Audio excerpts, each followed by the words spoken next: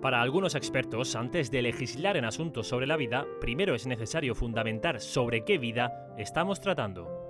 Aquí hay un problema de fondo, y el problema está que el Constitucional no se ha pronunciado acerca si de lo que hay en la madre, en el seno de la madre, es un ser humano o no, desde hace un montón de años.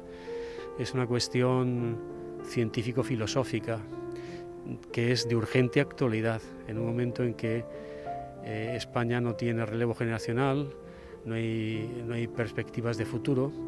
Es una sociedad que el Papa Francisco llamaría desvinculada, no quiere vincularse por lazos afectivos, por lazos de generación. Es el problema. El problema no es simplemente de política inmediata, sino que es un problema más serio, más profundo. La ley de plazos, aprobada en 2010, conocida con el nombre de Ley Aído por la ministra que lo impulsó, abrió un debate importante al suprimir los condicionantes de la anterior ley de 1985, que permitía el aborto en el caso de 3 supuestos como la violación, malformación o grave riesgo para la madre, por simple decisión de la propia madre durante los primeros meses de embarazo. El nasciturus, por decisión política, perdía su protección jurídica, abriéndose así un debate sobre qué es el ser humano. Es un debate que se fundamenta en el concepto de qué es el ser humano. Recordamos que Viviana Aído, ministra, decía que, que lo que hay en el seno de la madre es material biológico. Material biológico es lo que sale del seno de la madre también. ¿Por qué no permitimos el infanticidio? Si es material biológico.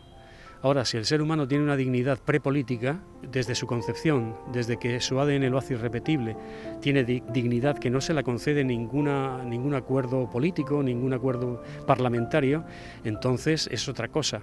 Ahora, si es material genético, pues bueno, pero eso ya es un debate que creo que tiene que ser profundizado.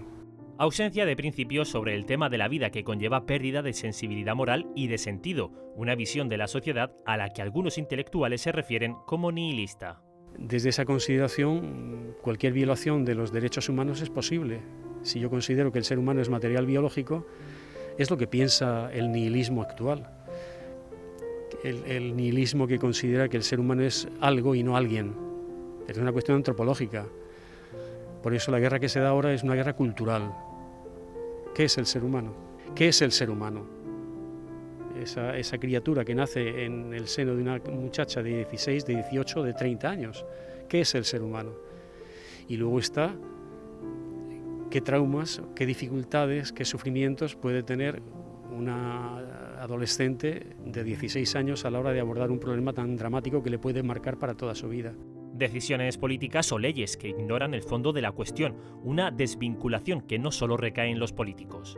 Me preocupa que el Constitucional no se haya pronunciado por las presiones políticas, es decir, que se haya desmarcado del fondo de la cuestión. Y tenemos ya un montonazo de años cuando la Constitución, que empieza, por cierto, de una forma, con el artículo que se refiere a la vida, comienza con un artículo un tanto ambiguo, presionado por determinadas fuerzas a la hora de escribir la Constitución.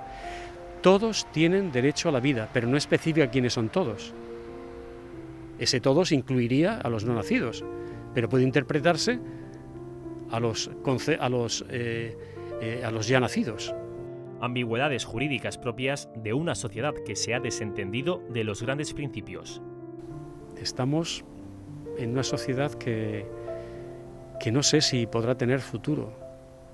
Ya San Juan Pablo II decía que o Europa vuelve a las raíces, vuelve a descubrir la dignidad del ser humano desde que es concebido hasta la muerte natural, o entonces no tenemos futuro.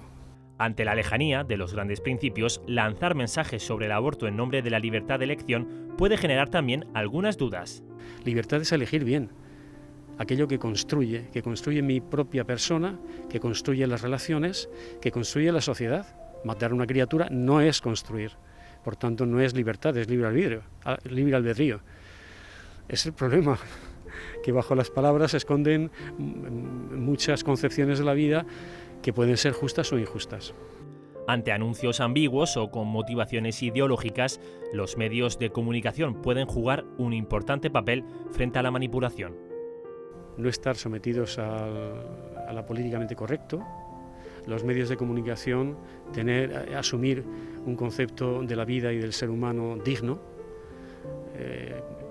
estar siempre contraculturalmente luchando contra los valores que dominan el medio, tanto económicos, que no se convierta nuestra sociedad en el ojo del gran hermano, donde la economía, los poderes fácticos lo dominen todo, dominen nuestros pensamientos, que el Estado no se convierta en Dios como era en el Imperio Romano. En el Imperio Romano, en las basílicas donde se impartía justicia y se hacían los negocios, siempre presidía la imagen del emperador, que daba referendo y sacralidad a todo aquello que se hacía dentro. O sea, todo el entramado civil, político, estaba como refrendado por el ojo del gran hermano, que no se convierta nuestra sociedad en esto. Información sin ideología y una búsqueda, la de la verdad, a la que la Iglesia y la sociedad deben aspirar a pesar de las dificultades culturales.